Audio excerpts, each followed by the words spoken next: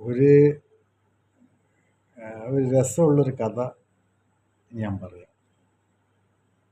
ഇത് ഒരു സങ്കല്പ കഥാപാത്രം എന്ന് വിചാരിച്ചാൽ മതി. താല്പര്യമുള്ളവർ കേട്ടു പോവാം. കാരണം വെച്ചാൽ ഇതിൽ കേൾക്കാൻ നല്ല സുഖമാണിത്. ഇത് ചെറുപ്പത്തിൽ കേട്ടൊരു കഥയാണ്.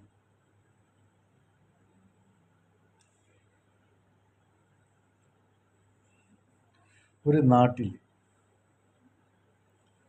നാട്ടിൽ ഒരു രാജാവുണ്ടായിരുന്നു.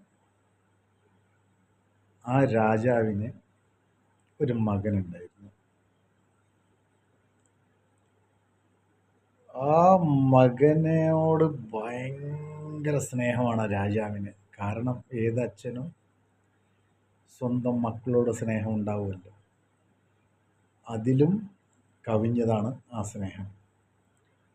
അപ്പോൾ ആ രാജാവിൻ്റെ മകന് പ്രായപൂർത്തിയാവും. ഒരു 10-18 വയസ്സാവും. രാജാവ് എല്ലാ അഭ്യാസങ്ങളും പഠിപ്പിച്ചു കൊടുക്കും. അപ്പോൾ പഠിപ്പിച്ചു കൊടുത്തതിന് ശേഷം ഒരിക്കൽ മന്ത്രി ഒരു കഥ പറഞ്ഞു കൊടുക്കും. ഞങ്ങൾ ഇന്ന സ്ഥലത്ത് രാജാവിൻ്റെ കൂടെ, അതായത് അച്ഛൻ്റെ കൂടെ ഞങ്ങൾ പോയിരുന്നു. അങ്ങനത്തെ ഒരു അത്ഭുത സ്ഥലം ഞങ്ങൾക്ക് പിന്നെ കാണാൻ പറ്റിയില്ല. ഞങ്ങൾ ഭാഗ്യം കൊണ്ടാണ് അവിടുന്ന് രക്ഷപ്പെട്ടത്. അപ്പോൾ ആ മകന്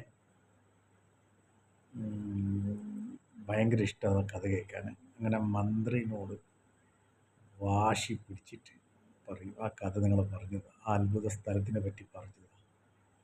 അങ്ങനെ ആ മന്ത്രി കഥ പറയാൻ തുടങ്ങും.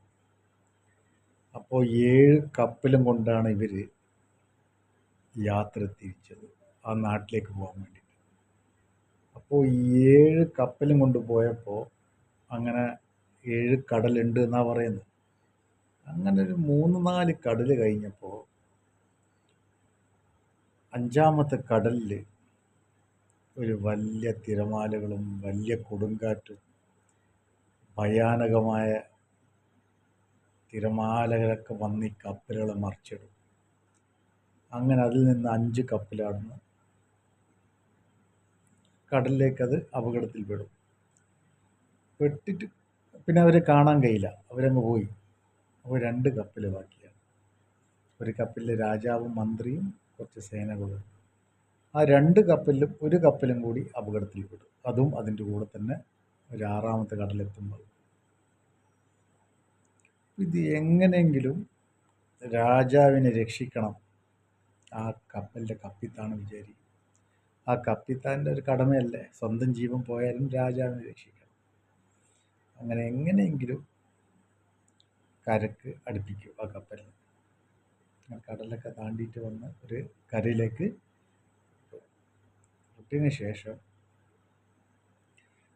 എല്ലാം ശാന്തമായിട്ട് പിന്നെ ആ രാജാവ് പറയും, തിരിച്ച് ഞങ്ങൾക്ക് നാട്ടിൽ തന്നെ പോകണം, നമുക്ക് ഈ നാട് കാണണ്ട.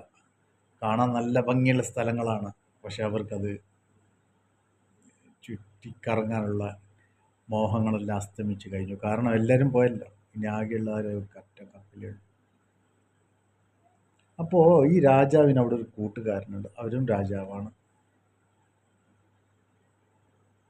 അങ്ങനെ ആ രാജാവിനെ കാണാൻ തന്നെയാണ് ഇവർ വന്നത്. അങ്ങനെ കാണാൻ പോയതിന് ശേഷം ആ നാടും ആ കൊട്ടാരവും ഇതൊക്കെ കണ്ട ആ മന്ത്രിക്ക് ഭയങ്കര ഇഷ്ടം തോന്നും, രാജാവിനും ഭയങ്കര ഇഷ്ടം തോന്നും. അങ്ങനെ കുറച്ച് ദിവസങ്ങൾ അവിടെ നിന്നിട്ട് ആ രാജാവിനെ ഇവരെ മടക്കി അങ്ങോട്ടേക്ക് അയക്കും, അത് തിരിച്ച് നാട്ടിലേക്ക്. അപ്പോൾ ഈ കഥയാണ് മകനോട് പറഞ്ഞത്. അപ്പോൾ മകന് വേറൊരു നാടുണ്ടോ, വേറൊരു രാജാവുണ്ടോ, അത് എനിക്കൊന്ന് കാണണമല്ലോ. അപ്പോൾ ഈ കഥയൊക്കെ കേട്ട് ആ മകൻ്റെ മനസ്സിൽ, അത് രാജാവിൻ്റെ മകൻ്റെ മനസ്സിൽ ഭയങ്കര സന്തോഷവും ഭയങ്കര ആഹ്ലാദമെല്ലാം തോന്നും. അച്ഛൻ്റെ അടുത്ത് പോകും, രാജാവിൻ്റെ. എന്നിട്ട് പറയും, അച്ഛാ എനിക്ക് ഇന്ന് പേരുള്ള സ്ഥലത്ത് എനിക്ക് പോകണം. അപ്പോൾ അച്ഛനറിയാം ഇത്ര അപകടം പിടിച്ച വഴിയാണെന്നുള്ളത്. അങ്ങനെ അച്ഛൻ സമ്മതിക്കുമോ? ഒരിക്കലും സമ്മതിക്കൂല. ഒറ്റ മകനല്ലേ ഉള്ളൂ. അപ്പം മകനോട് പറഞ്ഞ് മനസ്സിലാക്കി കൊടുക്കും, മോനെ അവിടെ പോയവരിന്ന് ആരും രക്ഷപ്പെട്ടിട്ടില്ല, ഞാൻ മുൻജന്മ സുഹൃത്തും കൊണ്ട് രക്ഷപ്പെട്ടതാണ്, അതുകൊണ്ട് നീ അവിടെ പോകരുത്. ഇല്ല അച്ഛാ, വാശി പിടിക്കും, എനിക്ക് ആ സ്ഥലവും കാണണം, ആ രാജാവിനെയും കാണണം. അങ്ങനെ രാജാവ് സമ്മതിക്കില്ല. അങ്ങനെ മകന് വാശി പിടിച്ച് ഭക്ഷണം കഴിക്കാണ്ടാവും, സംസാരിക്കൂല ആരെടുത്ത്, ഇങ്ങനെ ഒരു ഭ്രാന്തിൻ്റെ തൊട്ട് തന്നെ ഒരു മാനസികമായ പ്രശ്നങ്ങൾ തോന്നുന്നു. അപ്പോൾ എങ്ങനെയെങ്കിലും ആ അച്ഛൻ സമ്മതിക്കും. എന്നാൽ ഇത്ര വാശി പിടിക്കുമ്പോൾ എനിക്ക് പിന്നെ എതിർക്കാൻ കഴിയില്ല. ആയിക്കോട്ടെ, എന്നാൽ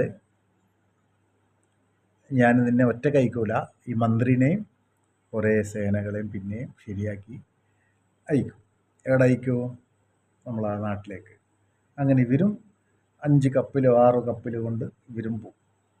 അതേ അപകടം തന്നെ പിന്നെയും സംഭവിക്കും. ഇവിടുന്നാണ് നിങ്ങൾ കേൾക്കേണ്ട കേട്ടോ കഥ. ഇവിടുന്നാണ് നിങ്ങൾ ശ്രദ്ധിക്കേണ്ടത്. അതിൽ എന്തെന്നാണുള്ളതെന്നുള്ളത് നിങ്ങൾക്ക് മനസ്സിലാവും. ഇതിൻ്റെ ഒരു ബാക്കി വീഡിയോ ഞാൻ അടുത്ത വീഡിയോ ഞാൻ ഇട്ടുതരാം. നല്ല ഭംഗിയുള്ള കഥയാണ്, നല്ല ആവേശമുള്ള കഥയാണ്.